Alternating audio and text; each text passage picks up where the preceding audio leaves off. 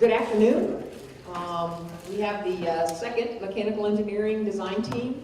They are going to be presenting a RC aircraft engine test stand, a little bit different than the previous team that was designing the jet engine.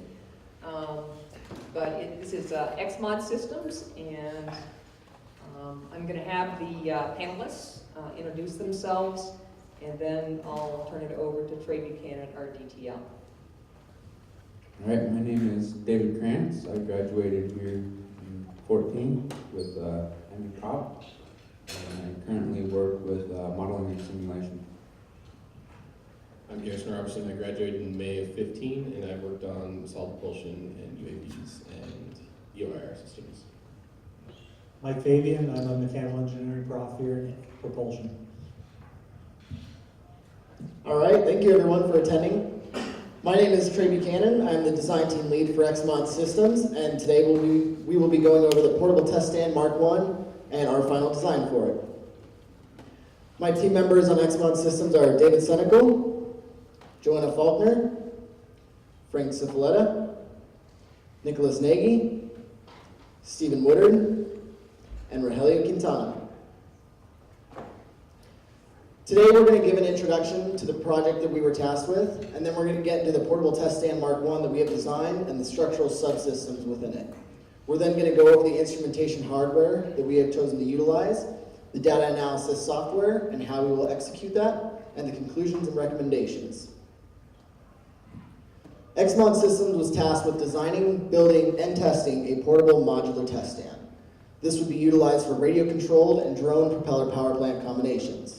The test stand would quantitatively measure performance parameters such as thrust, downstream wake velocity, and revolutions per minute of the propeller. The need for this modular test stand is there is a lack of appropriate testing equipment on this campus to analyze these propulsion system characteristics I have outlined. This test stand will ensure these propulsion systems can be adequately designed to complement specific airframes throughout design phases. This test stand would be utilized by future engineering preliminary and detailed design groups, the Campus American Institute of Aero and Astronautics Design Build Fly Teams, and the Unmanned Aerial Systems Majors and Clubs. Some of the physical attribute requirements this test stand had to accomplish were first and foremost it needed to be modular. This means it needed to accommodate a wide variety of propeller combinations between 2 and 50 pounds of thrust. It also needed to be self-powered for the internal combustion ignition system. It needed to be portable, which we have defined by carried by 2 persons, with a weight equal to or less than 60 pounds. It also needed to have a self-contained anchoring and shielding system and be constructed within a budget of $1,000.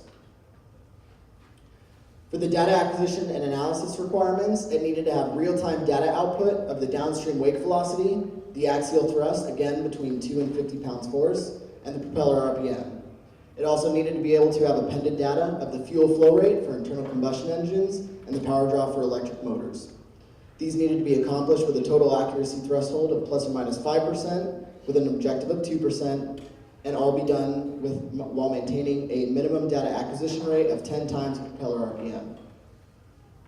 XMod Systems chose to take an iterative design approach by creating multiple prototypes for a portable test stand and then integrating the best qualities to create an initial design point.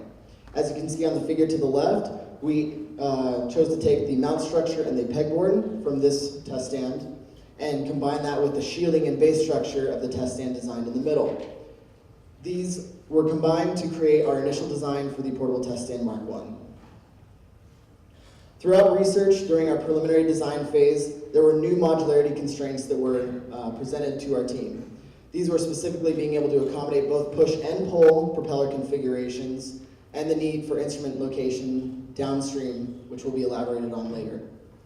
What we then did was went back to some of our prototypes that were initially designed and again took qualities from those to create our final design. You can see the shielding on just the testable region from the figure on the left, as well as the extended length of base for both figures and a more modular power plant mount structure as seen in the figure in the center.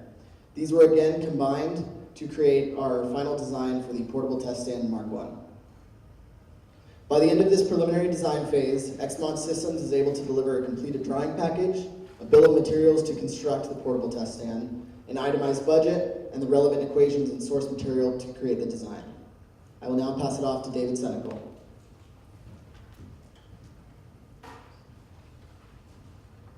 Thank you, Trey. So I'll be going over the PTS Mark 1 overall.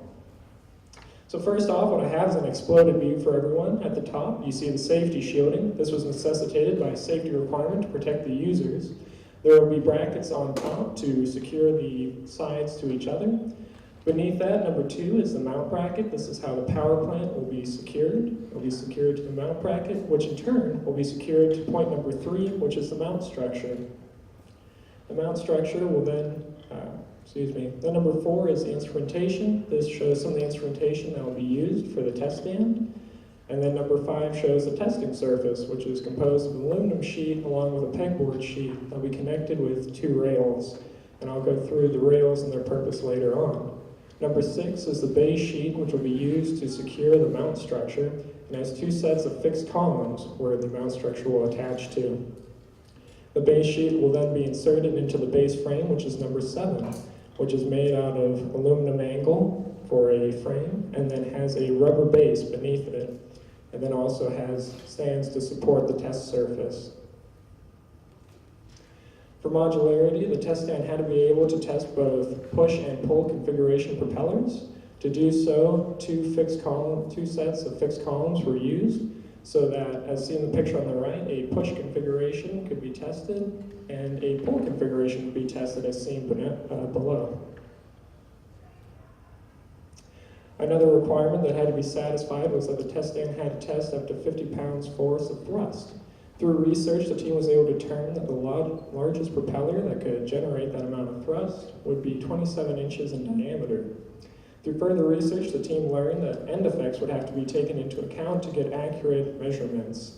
To do so, at least 10% of the propeller diameter would have to be created for a space between the tip of the propeller and any side of the test stand.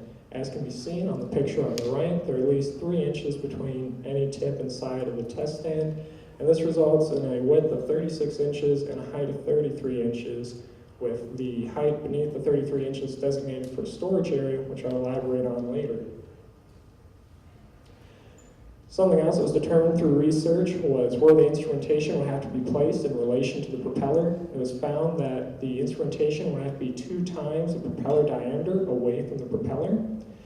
And to achieve that, the team decided to use rails to accomplish that length without inducing a large weight penalty. And the largest length that would need to be acquired would be 54 inches for the largest propeller diameter of 27 inches. As we see in the bottom left is the test stand in its fully collapsed state where the slide is all the way retracted. The middle picture is partially extended rails, and then to the right is extended all the way to 54 inches for the largest propeller. This resulted in overall dimensions of 40 inches tall and 36 inches wide, those being set by the test cross-section area to allow for end effects as well as the storage area, and a depth of 36 inches for weight and stability. Weight in that we wanted to have the most weight possible in the base for stability, and we also wanted the most length for stability while the test stand is in the push configuration of testing. For portability, the test stand had to be able to be moved between the laboratory and the field. To accomplish this with a 36-inch by 36-inch base, the test stand had to be collapsible. To do so, the shielding would be disassembled, and the objects highlighted in orange will then be stored within the storage area, which is 6 inches tall by 35 inches wide. This storage area would be used regularly for the battery, data acquisition box, and watt meter, as those would always be stored in the storage area, while the components in orange would only be stored for transit. In this slide, you can see the test stand as it is fully collapsed for transit, where the safety shielding is secured to the test surface, and then the other components that were highlighted in orange are then secured within the storage area. This would allow 2 members to pick up the test stand and then tilt it so it could fit through a doorway and then carry it to the test area. Major consideration for portability was the weight. The test stand was required to weigh 60 pounds or less, and to determine that, CATIA approximations were used to determine the weight of parts that we manufactured by the team, and parts that we bought by the team would then be looked at for manufacturer and distributor data to determine what the weight would be. Those were all then compiled into this table you see on the right, and all those weights were summed to determine an approximate weight of about 62 pounds. Each component then was given a weight percentage to determine what were the heaviest components within the test stand, which was determined to be the safety shielding, the test surface, and the base frame. It's important to note that the safety shielding and the test surface, specifically the rails, those materials have not been chosen. Therefore, an average of the materials that were going to be used was then used for the weight calculation. So this weight estimate is not a final weight estimate and could change in the future. Next, I'll be passing off to Joanna Faulkner.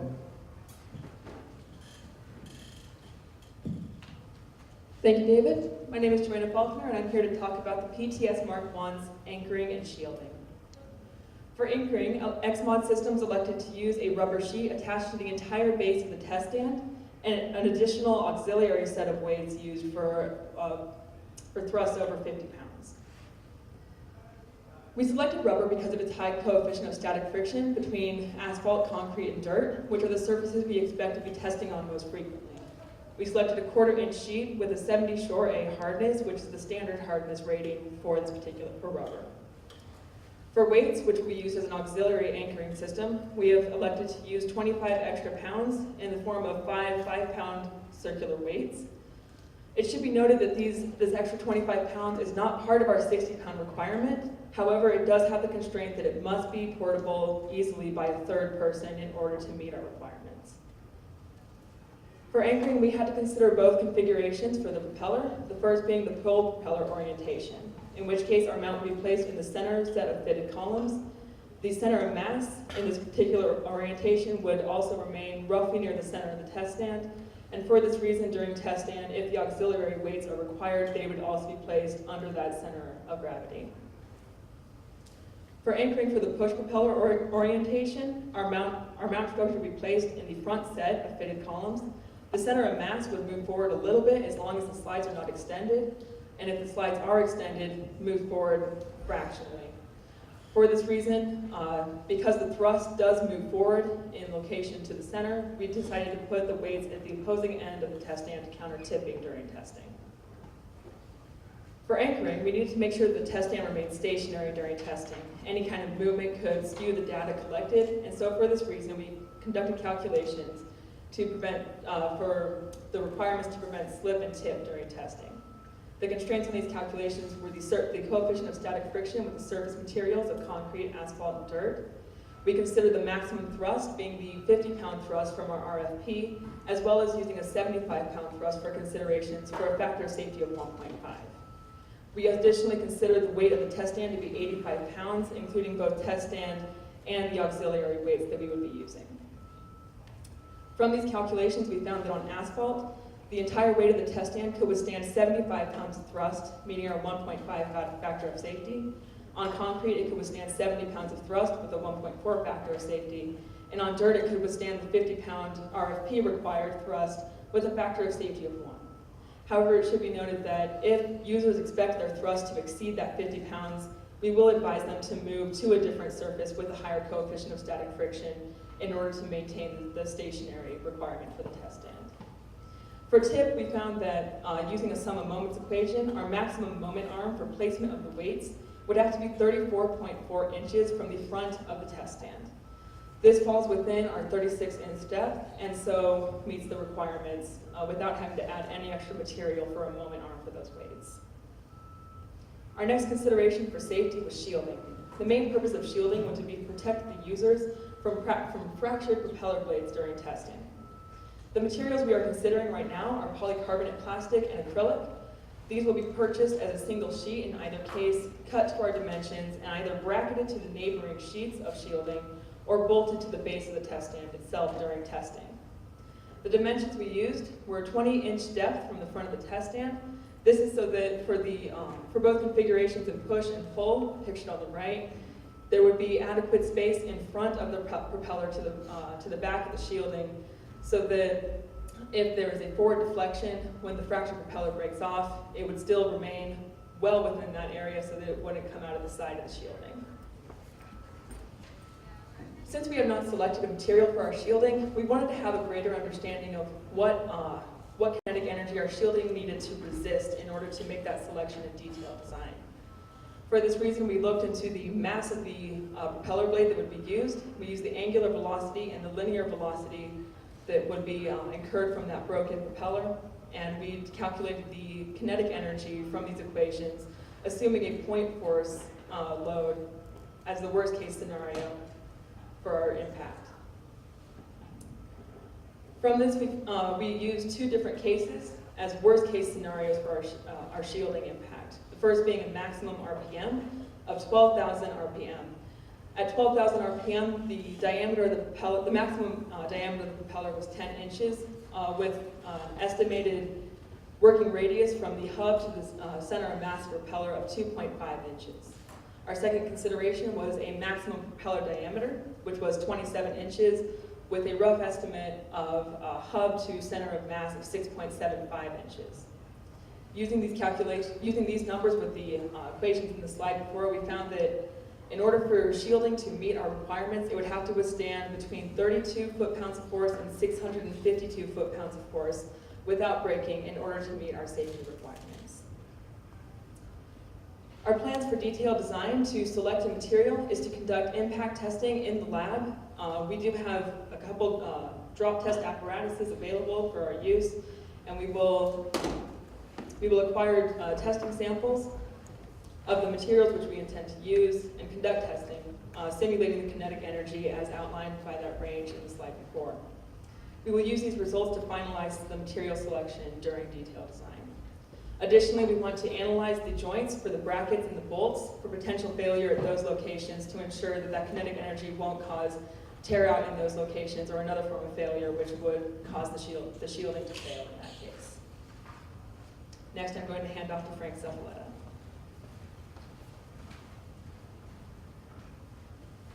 Thank you, Joanna. I'll now go over the mount support of the PTS Mark I. Some of the constraints for the mount support are the power plants will actually be testing weighing anywhere up to 10 pounds and having a thrust output of upwards of 50 pounds. Must also consider non-invasive geometry, as it must allow space for anchoring and the DAC subsystems, and must minimize the distortion of exit flow of the propeller, as well as meet the portability requirement such that we take the mount support out of the fixed columns shown in red and stow them underneath the mount support, or the testing sheet.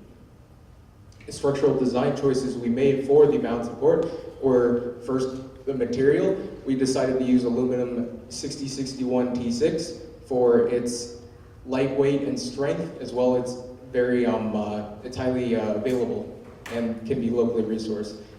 Next, it's geometry. The arch crossbeam design shown in yellow provides minimal disruption of that exit flow such that we can gather accurate data from our sensors. And a two-column design which provides the adequate space for the anchoring subsystems and the DAC. Finally, we decided to use the box 2 cross-section as our cross-section for the mount support. The box cross-section is resistant to bending as well as easily mounted to, with a chosen cross-section of 2x2 with a varying thickness that we will now solve for. In order to solve for this minimum thickness, there is a few assumptions and simplifications we had to make. First of the assumptions were the chosen outside cross-section would remain 2 inches by 2 inches, as well as the assumption that aluminum is isotropic that we use. There would also be no transverse shear, only accounting for torsional shear. Transverse shear is the shear due to bending. And all welds would be executed correctly, as well as we use an industry standard factor of safety of 1.5. To simplify the analysis, we'd use the simplification that you can treat a symmetrical cross-section as can be split into 2 cantilevered beams and thus analyzed as a singular cantilever beam. For the approach for the minimum thickness of the actual mount support cross-section, we must first define the load configuration. This is the loads that will actually be experienced by the mount support. That's the weight of the crossbeam, as well as the weight of the mount bracket, the weight of the power plants, and of course the thrust being produced by the power plant. Using those, you would then be able to locate the maximum stress and thus the failure location, which we determined to be at along point B, shown in the figure to the right. Next, we would determine the state of stress at that location using principal stress equation. And then finally determine the failure criterion we would utilize to find this minimum thickness, which we used the Coulomb-Moore criterion, failure criterion, because of it's the most conservative. For results from this analysis yielded a minimum thickness of the cross-section would be 0.03 inches, or about as thick as a metal ruler. I'm going to grab out my pocket. Give me a sec. And a margin of safety with this minimum thickness of 2.94. With our chosen thickness, we decided, as 0.03 inches, or this ruler is a little thin, we decided to use 1/8 of an inch thick aluminum box tubing with a margin of safety of 13.2. To verify our decision of minimum thickness, we took our theoretical max stress and our maximum stress yielded from ANSYS APDL, a finite element analysis program, and found 9% difference in the actual maximum stresses, which then yielded a maximum strain that from ANSYS of a few orders of magnitude below the failure strain of aluminum, 6061, thus no plastic deformation or failure in the membrane. Now I will hand it off to Nicholas Nagy.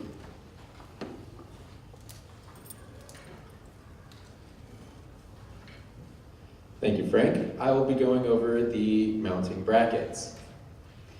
The mounting brackets must be able to accommodate a varying size of power plants, as well as the different orientations. By orientations, I mean both vertically mounted and horizontally mounted. The most commonly tested power plants that were observed were internal combustion power plants, weighing in at about 30% popularity, and electric power plants, weighing in about 70% popularity. These numbers were gathered from market research, as well as going down to the UAS Club's flying days and noticing what is most commonly used. The two most popular mounting for the power plants are outlined in red to their respective orientation.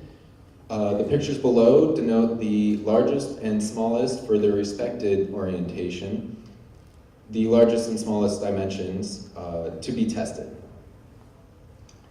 As far as mount structure integration, the two brackets located on the left, both vertical and the horizontal, fit with the rods extruding from the back of them, fit into the holes of the yellow mount structure, with the load cell backplate that is removable and not always necessary for mounting.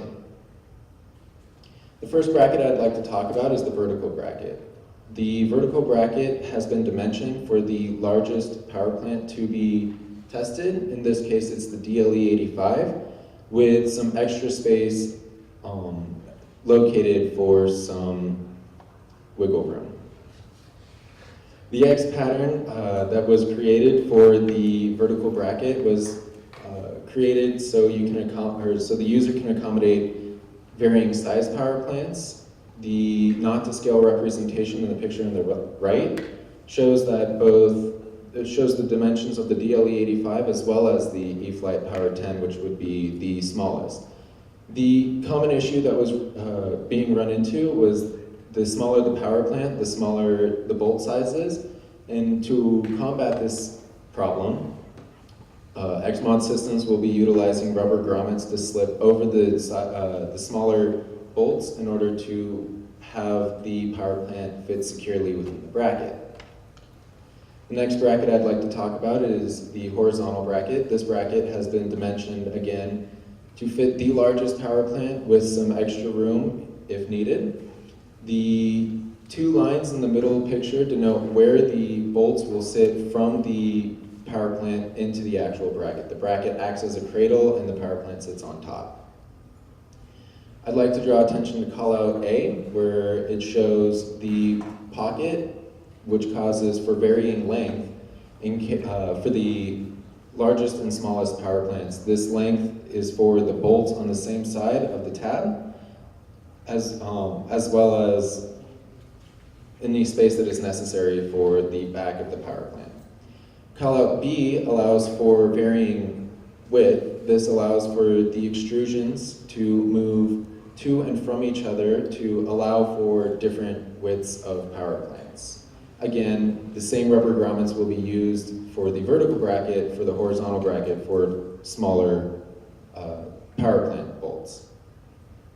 Next, I'd like to talk about the load cell backplate. This load cell backplate is a removable piece of aluminum and is not always necessary and is not necessary for fastening the bracket to the mount support itself. The load cell backplate provides a measurable quantity to compare to the calculated values that we will receive for thrust. It will only be utilized during electric power plants. That's why I mentioned that it will not be always necessary, and this is simply due to the fact that internal combustion power plants cause too much vibration, which can allow for inaccurate data collection of the actual load cell. We will be utilizing wire quick disconnects to allow for the user to easily remove the load cell backplate and to put it on depending on which power plant they consider. Lastly, I'd like to talk about the vibrational considerations.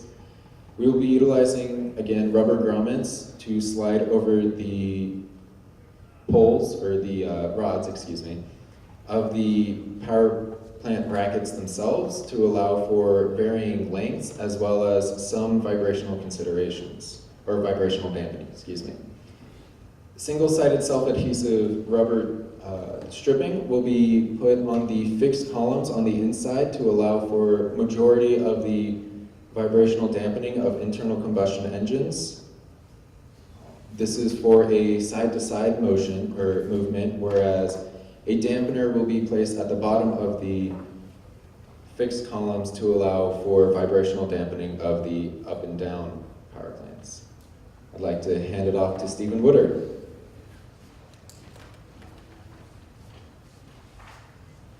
Thank you, Nick.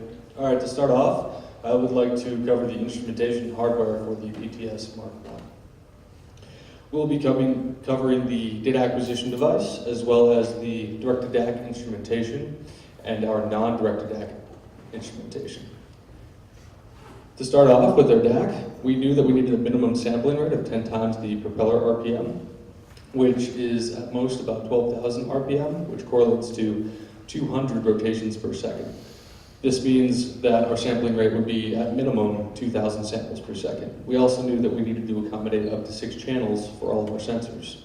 So our chosen DAC has a sampling rate of 20,000 samples per second, as well as can accommodate up to 8 channels. And so while we're only utilizing the 6, we're able to have a sampling rate across each channel of about 3,300 samples per second. Next, we'll be going over our required direct-to-DAC instrumentation, which concerns our RPM sensor, our pressure transducer, our thermocouple, and our load cell. Starting off with our RPM sensor, we knew that we needed to measure RPM based outlined in our RFP, as well as we wanted to maximize the distance from the sensor to the propeller, just because in case a propeller broke and it broke our sensor, then we would have to delay testing in order to purchase a new one, as well as we needed it to be directly hooked up to the DAC. Our chosen RPM sensor has a range of 0 to 6 inches away from the propeller, and it's also an infrared reflective device, which means that we can place a piece of reflective material onto the propeller, and then each time it passes, the sensor can pick up the propeller RPM. And it's also amplified, which negates the need for a separate amplifier. Moving on to our pressure transducer selection, we calculated what the minimum and maximum pressure rise would be across the propeller, and from that we were able to gather what our resolution would be. So We needed to be able to measure at least 1/1000th of pounds per square inch, and with our chosen pressure transducer having a range of 0 to 0.36 pounds per square inch, and an accuracy of 0.25%, we are able to accurately measure down to 9/10,000ths pounds per square inch. Moving on to our thermocouple, we knew that we needed to be able to measure the temperature for our density calculation of the downstream wake, as well as we knew that there would be a minimal temperature rise, if any. And so with our chosen thermocouple, we chose to utilize a type T thermocouple because it has the shortest range of 32 to 392 degrees Fahrenheit. It also utilizes special limits of error wire, which brings down a typical thermocouple accuracy of 0.7% down to what you see here of 0.4%. Moving on to our load cell, we knew that we needed to be able to measure thrust for electric power plants anywhere from 2 to 50 pounds, as well as need to have a high resolution. With our chosen load cell, it is a half-bridge load cell capable of up to 110 pounds, and it has an accuracy of 0.15%, so we're able to measure as low as 2 pounds. Next, we'll be going over our required non-directed DAC instrumentation, which concerns our power draw and our fuel flow. These values will need to be keystroked into the LabVIEW code. Starting off with our watt meter, we knew that we need to be able to measure the power draw for electric power plants, and we knew that our maximum expected power would be about 6,000 watts. That being said, our chosen watt meter is able to handle up to 6,500 watts and has a resolution of down to 10 millivolts. With our kitchen scale, we need to be able to measure the mean fuel flow rate for internal combustion power plants. And we knew that the fuel tank for internal combustion power plants would be at most around 40 ounces. So our kitchen scale is able to handle up to 80 ounces, and this has a resolution of down to 0.01 ounces. Now we can accurately measure what our average fuel flow rate is by taking our fuel tank and measuring it before our test, testing our engine at a constant RPM for a certain duration of time, and then we take our fuel tank and we measure it again after our test, and we take our differential mass divided by duration of time, and that is our average fuel flow. Moving on to our required hardware for our power supply and our pressure probes. For our power supply, we need to be able to power the ignition system for internal combustion power plants, and that required a power of greater than or equal to 1,000 milliamp hours per million amp hours. We also knew that our power supply needed to have a low weight and a high capacity for long testing periods. With our chosen power supply, we chose to utilize a lithium-ion 5200 milliamp hour power supply, which is able to satisfy both requirements, all three. Moving on to our pressure probe selection. We needed to be able to measure what our total pressure and our static pressure is downstream of the wake. That being said, we knew that there would be some sort of angularity to the flow based on the flow behavior off of propellers. So with our chosen probes, we chose to utilize a keel probe with a combination of plus or minus 49 degrees of angularity and a static probe that is included. Now, in order to find out what our angularity is downstream experimentally, we developed a test method. It starts out by mounting your keel probe and your thermocouple at least 2 times the propeller diameter away. Now, remembering that the keel probe is mounted orthogonally to the flow, we will record our pressure there, and then we will rotate our keel probe between where it currently is to 180 degrees in 10-degree increments, recording our pressure at each point. When you find what the highest pressure is, then you will record it, stop at that point, and then rotate it plus or minus 2 degrees in either direction. If your pressure is to rise in either direction, then that would be your new location. However, if it doesn't, then you would stick with the previous location. Now, you can then measure what your angularity is approximately between where you previously started and where you ended up. This is good because we can actually end up forming a database later on with all the different propeller dimensions and similar characteristics. So if you have a similar propeller in the future, you don't need to go through the entire test method again. Next, I'll be handing off to Rogelio and Quintana.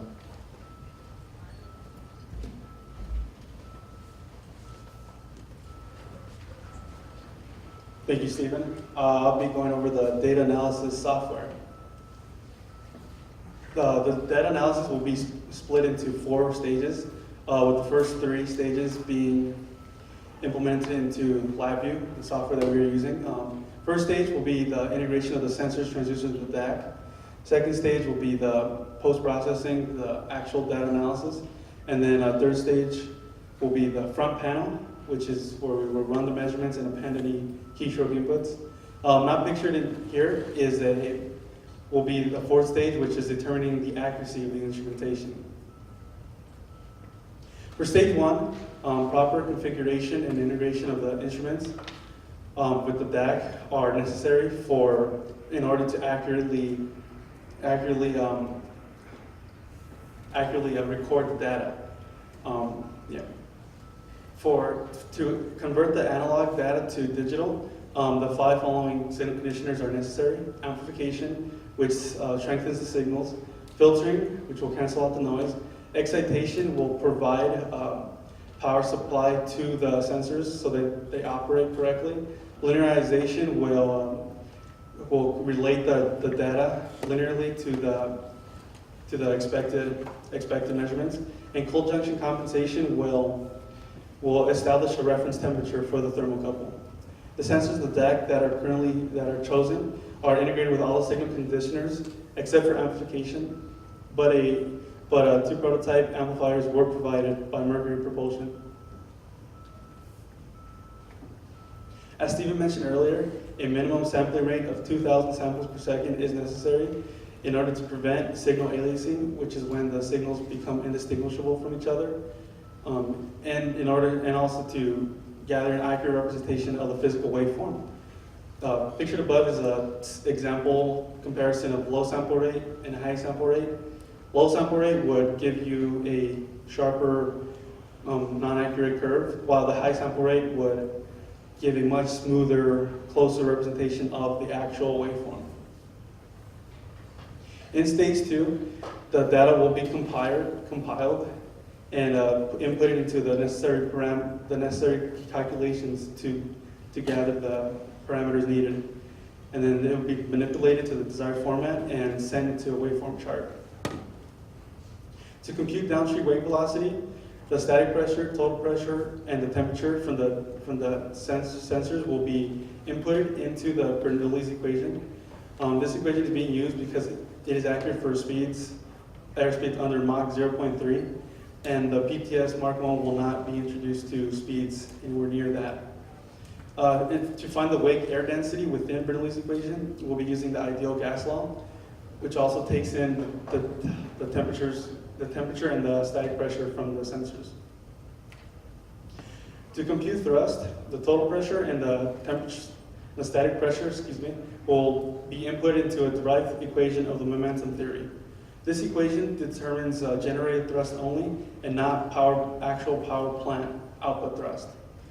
It will also be used for comparison with electric power plant thrust measurements from the load cell. And on the front panel, inputs from the wattmeter, the power draw, and the initial and final mass of fuel from the Kitchen scale will be inputted through keystroke inputs, and will be compiled with the rest of the data, and then all of it will be written into a spreadsheet. Real-time data is required, and LabVIEW will be utilized to display a graphical user interface with the real-time graphs. And as previously mentioned, Excel datasheet will be printed out for later analysis by the user. The instrumentation accuracy must have a threshold of plus or minus 5% full scale with an objective of plus or minus 2%. The direct to DAC instrumentation will have a max uncertainty of 0.3%. The data processing will have a max uncertainty of 0.4%. And the non-direct DAC instrumentation will have an uncertainty of 0.009%. It is important to note that these numbers are based on the values from the spec sheets of the instruments, and the only way to accurately determine the accuracy will be during detail and experiment testing. Now I'll hand it back to Trey Buchanan. Thank you, Rogelio. I will now be going over the conclusions and recommendations. For an overall budgetary breakdown of the portable test stand Mark I, we are currently coming in between $879 and $900. This range is attributed to the shield and anchoring choices not yet being selected, but knowing the estimates for both polycarbonate and acrylic. It might also be important to note that the mount bracket cost is yet to be determined, as we do not know how it will be fabricated and exactly what material components will be utilized for that. However, with an overhead of at least $100, fabrication of that should not be a cause for concern. Here's a breakdown of our labor hours to date, with a difference from the actual as seen in blue and the expected as seen in red. The difference is only 5.75%, which is marginal and puts us right on track with where we should be by the end of this preliminary design phase. In conclusion, XMod Systems has finalized the portable test stand Mark I geometry. This incorporates the structural basis, which accommodates for all the various subsystems, as well as being able to have a railing method for the instrumentation location to remain at least 2 times the propeller distance away from the testing platform.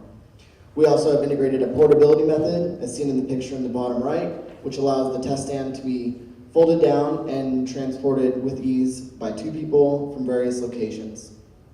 We conducted an analysis of the mount support to verify our chosen cross-sectional dimensions and to ensure that it will not fail under any testing, as well as create modular mount brackets to accommodate all the propeller combinations we could be subject to between 2 and 50 pounds force. Finally, we have selected the shielding and anchoring methods we'll be proceeding with for detailed design. We have also we have chosen the instrumentation hardware necessary to accomplish our required data output requirements as set by the RFP, and outline the needs and functions of the data analysis software that will be necessary to proceed. For the work to be completed in detailed design, XMod Systems has chosen to break this down into 2 phases, with the first phase consisting of 2 segments. Segment 1 will be the structures, which will encompass constructing the portable test stand Mark I with locally sourced raw materials and conducting the experimental testing for the shield choice. The second segment of phase 1 will be the software side. This will be the creation of the data analysis and acquisition code within LabVIEW, the configuration of the DAC, and the calibration of the sensors to verify our accuracy numbers. Once these 2 segments are completed in phase 1, we will move on to phase 2, which will encompass the testing. This will be done to ensure system functionality by directly testing both types of power plants of the electric and internal combustion in both push and pull configurations. Meanwhile, creating an operations and safety manuals for users' utilization of the test stand beyond XMod Systems' presence at the university. By the end of the detailed design phase, XMod Systems will be able to deliver the portable test stand ready to be tested and utilized by other members at the university, a copy of the data acquisition and analysis code, an operations and safety manual for them, and the sample test data received throughout our testing phase. Thank you for your attendance at our presentation. I would now like to open up the floor to any questions.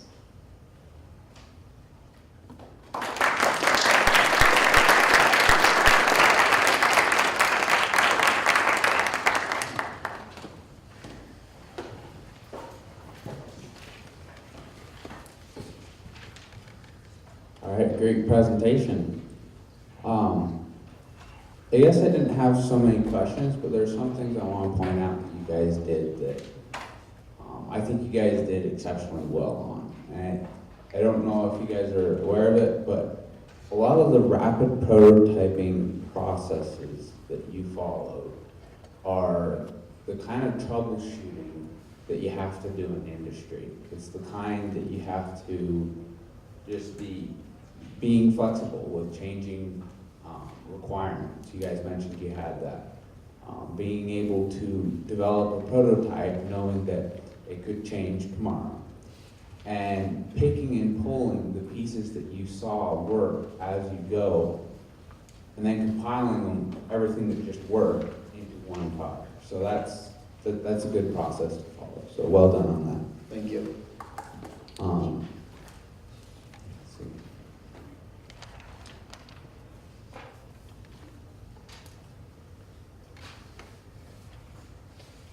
You guys, okay, so some of the things I will point out are kind of little bit more nitpicky. It's more just the way information was presented. Some of the stuff I felt was very,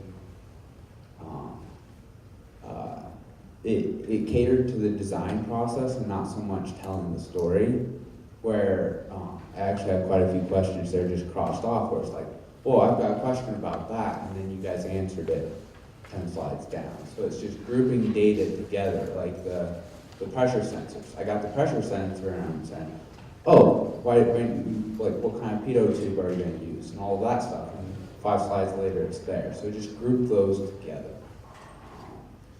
It's helpful for presenting the information, and if you're trying to go back and find it as a presenter, it's easy to just look right there and you got everything you want. So, but that's about it. Great presentation. I think it's very good design. Thank you. Yeah, I'd agree. It was overall very well, so I enjoyed listening to you guys. My one nitpicky thing I found is that just to make sure you're using the same nomenclature throughout, because you use pounds 3 different ways.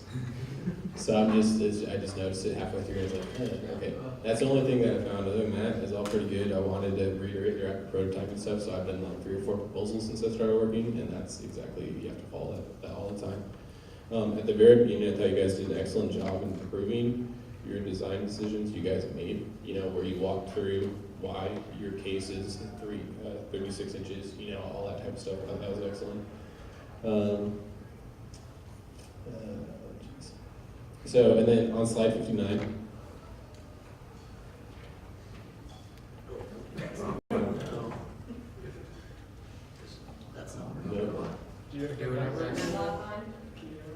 there you go. Yeah, I know you guys giggled when you said kitchen scale, but I'll say that's actually an excellent solution to a problem, because if you can find something that's COTS or commercial off the shelf and you can solve the problem that way, that makes it way easier.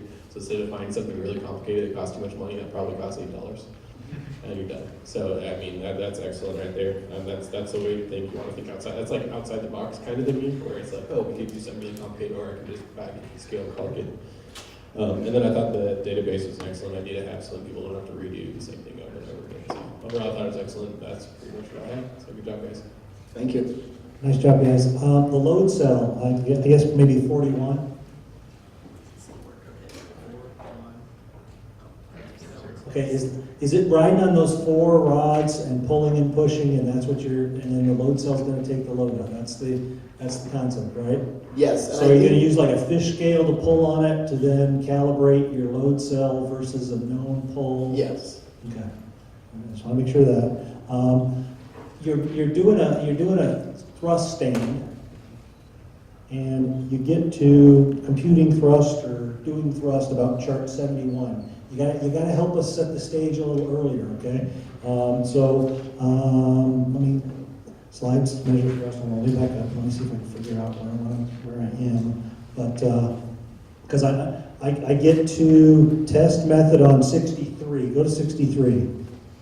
Okay, so I'm watching all this. I see the load cell. I understand how load cell measures things. That's great. Then I get to this guy, and I'm saying, okay, how are you computing the thrust? Are you gonna rake in the vertical direction to get your pressure and total and static pressure with a swirled area, and then rake again at the next vertical height, and then rake again? Is that the plan? So you're going to walk and stair step your way up through a certain plume from the because that's, I didn't see any mechanism to raise or lower, and I don't know the answer to that, because all I see is one equation later on with F equals A times pressure changes. That's not for Stephen.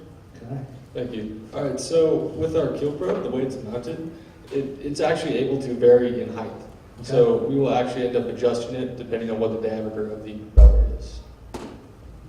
Okay, I understand that, but okay, so let's say it's 12-inch diameter. Yes. Are you going to measure at the 0 point center line and then walk your way out a ½ inch out until you quit getting interesting data? Meaning it's got, I mean, you could use smoke upstream and send smoke through to figure out where does the smoke go to as it contracts due to the actuator disc or whatever it is that the propeller acts like.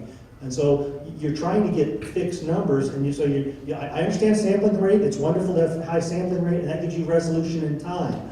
this is spatial. It's what are you doing vertically to get it? I'm assuming you're going to go vertical behind it, because you certainly don't want to go horizontal along the center line because you got that stupid strut in the middle. You may want to use the foam cutter to streamline the strut to cut down on how much damage it's doing. You may be able to Velcro on, Velcro off a leading edge round guy and a nice trailing edge dude cut from foam, and that would, it cost nothing, and it would help cut down on, it would look cooler too, but it would help down on your flow. Okay, so you understand what I'm asking though? I still don't understand, and you're too close and I'm too far to know what's going on. Okay? Right, you'll understand that. So this is actually a top-down view, Okay. and the keel probe will actually be mounted along the edge of the propeller tip.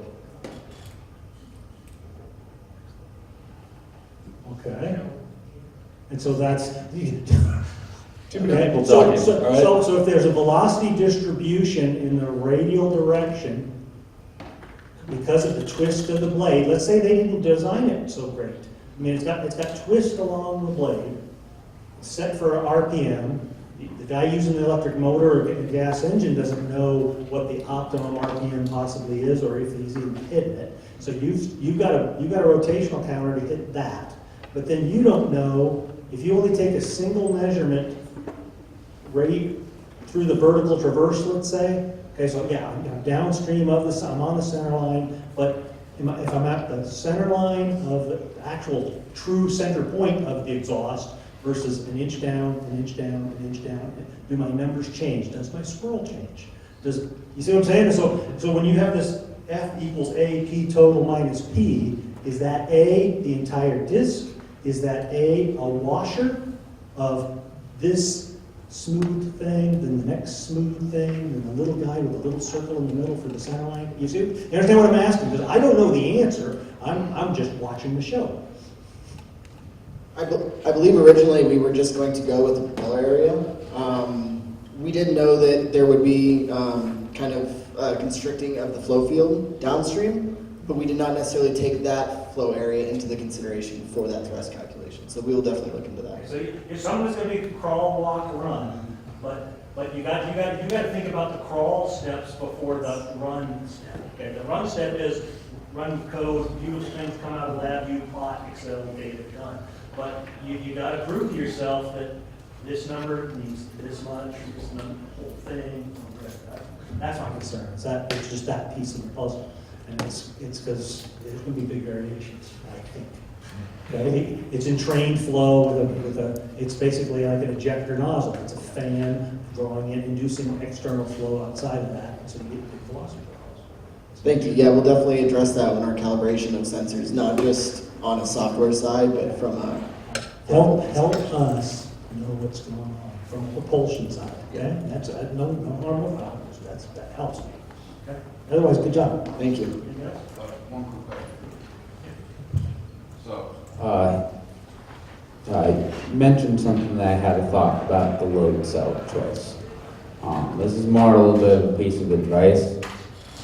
You said that it just met your full range of what you're expecting to measure. So this is a case of what you buy is not always what you get. And load cells are very notorious for having exceptionally poor accuracy around their limits. And so having that, it may be sufficient, but there's still a distinct possibility that it couldn't be sufficient. And so it's good to look at that. That's just kind of a practical application that it doesn't always work that way, even though that's what's on the box. So. Okay. And you are talking about this load cell, correct? Yes, that one exactly. Okay. Yeah, we our RFP requirements were to accommodate up to 50 pounds, and we chose to use a factor of safety of 1.5 to hit potentially the 75, which would get us close to that maximum range of the load cell. This is more about the 2 pounds because you're going to measure 50. You're going to measure 50 really well. You're saying on the The 2 pounds is okay. going to be very iffy, and you're not going to have resolution. It could just be noise what you get on this measurement. We'll definitely take that into consideration when we're doing our calibration. Thank you.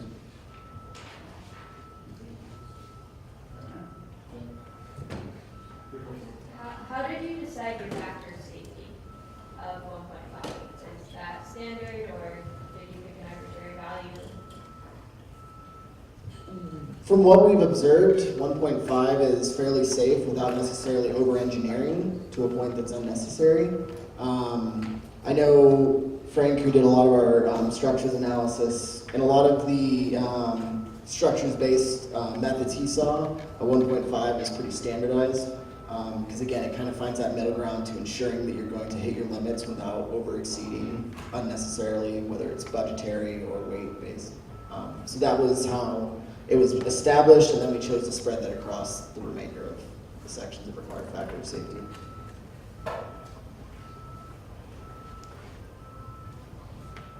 Okay, thank you. Thank you.